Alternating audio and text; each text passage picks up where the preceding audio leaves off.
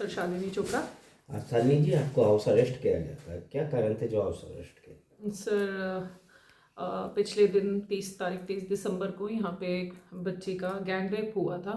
उस पीड़िता को देखने के लिए हम 2 दिन बाद सबसे पहले हमारे प्रदेश अध्यक्ष जी राव नरेंद्र सिंह जी आए थे यहाँ पे, उनसे मिलने गए थे। तो उन्हीं के साथ मैं भी अपनी टीम के साथ गई थी वहाँ पे मिलने के लिए।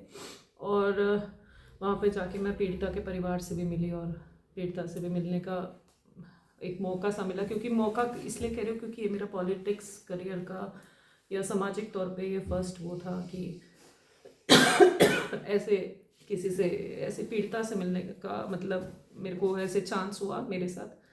तो मैं अंदर से ना बहुत ज़्यादा पीड़ित थी और दर्द इतना ज़्यादा था उस बच्ची का देख के। तो मैं अपना एक नंबर भी शेयर करके आई थी उसके परिवार को कि आपको कोई भी आर्थिक प्रॉब्लम हो या कुछ हो, तो कोई भी इशू हो, मैं आपके साथ हूँ। तो उसकी बहन का, बड़ी बहन का फ़ोन आया मेरे पास कि दीदी हम लोगों को मिलने नहीं दिया जा रहा, हॉस्पिटल पैसे पे पैसा मांग रहा है और एक सर्जरी होनी है जिसके बारे में हमें पता नहीं है। तो माफ़ी चाहूँगी मैं। उसके बाद मैं गई हॉस्पिटल में नेक्स्ट डे और उन लोगों ने, जो एसएचओ थे कोतवाली के, उन्होंने पूरी टीम अंदर लगा रखी थी। जितनी आज हाउस अरेस्ट के लिए मेरे लिए टीम लगी हुई थी उतनी उस बच्ची के लिए थी। ना उसके परिवार के किसी सदस्य से उससे मिलने दिया जा रहा था। और वो भी सब आप लोगों के मीडिया प्लेटफॉर्म से आप लोगों ने देखा उस समय की क्या स्थिति थी वहाँ पे।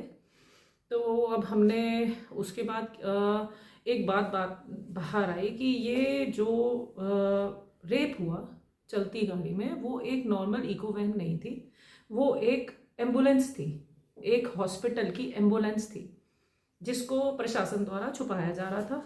जब हमने ये बात को उजागर किया कि ये एम्बुलेंस यथार्थ हॉस्पिटल की है, उसके उन्हीं के कर्मचारियों द्वारा इस घटना को किया गया, उस बेटी के साथ जिन्होंने रेप किया वो बंदे उसी में उन्हीं के कर्मचारी थे यथार्थ के। तो नेक्स्ट डे एक राउंड, आप सोचिए, प्रशासन की तरफ से एक मैसेज बाहर निकाला गया कि उस बेटी के अकाउंट में, उसकी बेटी के अकाउंट में 600 रुपये जिन्होंने रेप किया उनके द्वारा डाले गए हैं। इसमें वो ये शो कर रहे थे कि या तो वो बच्ची बच्चलन है, उसका करेक्टर ठीक नहीं है।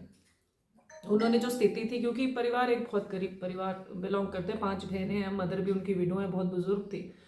तो मैंने फिर उसी वक्त जब मीडिया के प्लेटफॉर्म से देखा है 600 रुपये वाली बात, तो मैंने बच्चों से मुलाकात की, बेटियों से मुलाकात करी और मैंने सच को जानने की कोशिश करी। जब मेरे सामने सच आया तो मैंने इस चीज़ को मीडिया के थ्रू, मतलब एक दर्द भी था, एक तो उस बच्ची के साथ रेप हो गया और आप उसको बच्चलन का वो देने की कोशिश कर रहे हैं और एक हॉस्पिटल को बचाने की कोशिश कर रहे हैं।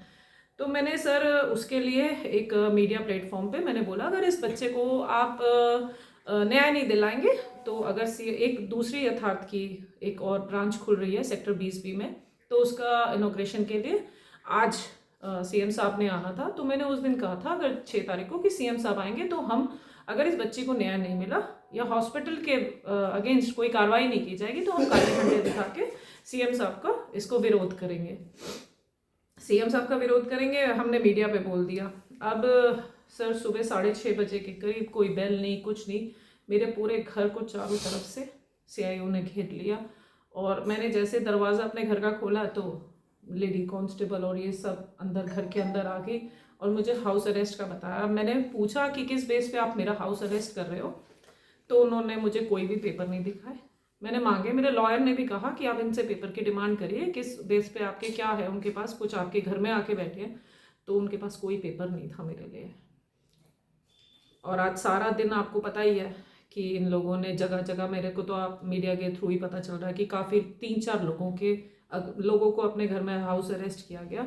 मतलब अब तो साफ तौर पे ये दिख रहा है, अगर जनता अपने मुद्दे उठाएगी, जनता क्षेत्र में चल रही परेशानियों को उठाएगी, तो उसे हाउस अरेस्ट जैसी एक नई बीमारी का, बीमारी कहूँगी मैं इसे, एक नई बीमारी के सामना करना पड़ेगा जो हाउस अरेस्ट है। सर हमने तो आज से पहले ये सुना ही नहीं था कि ये कौन सा कानून है, हाउस अरेस्ट, कोई पेपर नहीं दिखाया, कुछ नहीं दिखाया।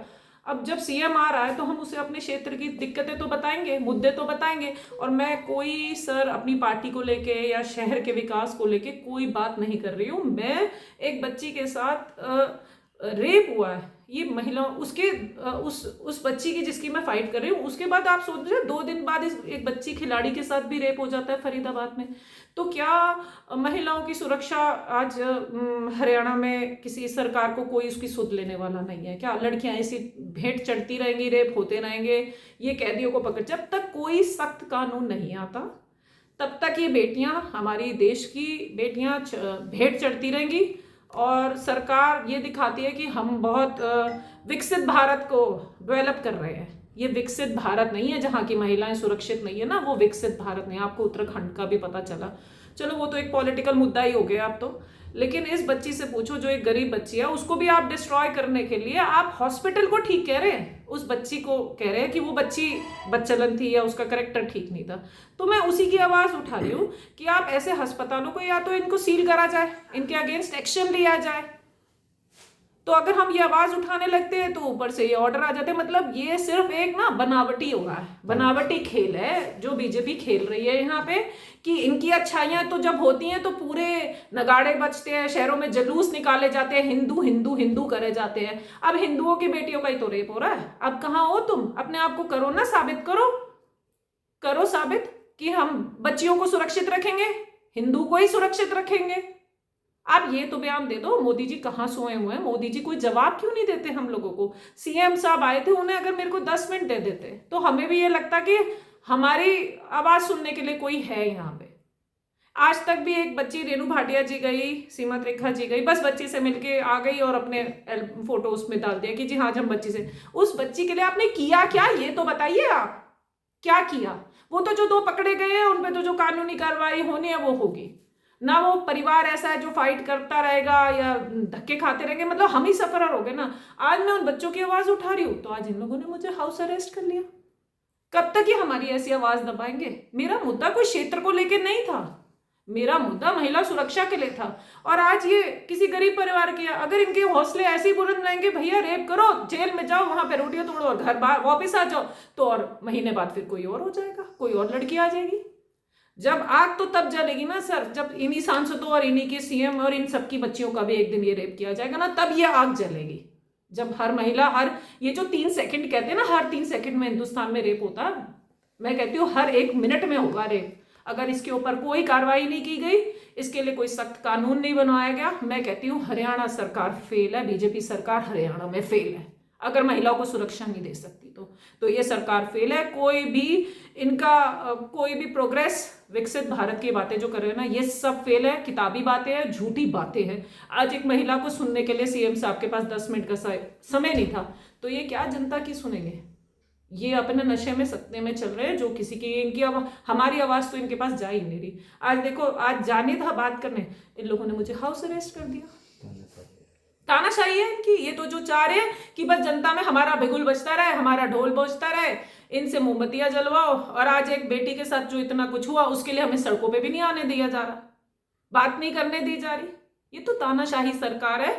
ये तो अब हमने देख लिया, इसमें तो महिलाएं भी सुरक्षित नहीं है। मेरा तो कोई क्षेत्र को लेकर, और विकास जो हो रहा है वो आप सबको पता ही है, क्या विकास हो रहा है यहाँ पे।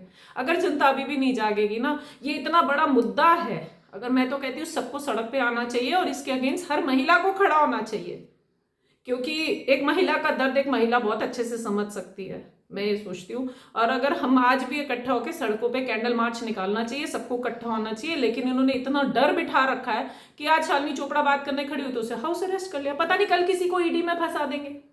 तो लोग, जनता डर के बाहर ही नहीं निकल रही। तो मैं आपके चैनल के माध्यम से ये कहना चाहती हूँ, अगर मेरी आवाज़ सीएम साहब तक जाए तो सर एक बार आके प्लीज़ हमारे क्षेत्र में महिलाओं की सुरक्षा के लिए, जो ये बार बार रेप के केसेस बच्चियों के साथ हो रहे हैं, अगर उसके लिए अगर आप अभी भी ना जागे तो हमें मजबूरन सड़कों पे उतरना पड़ेगा। ठीक है बाबू, धन्यवाद जी।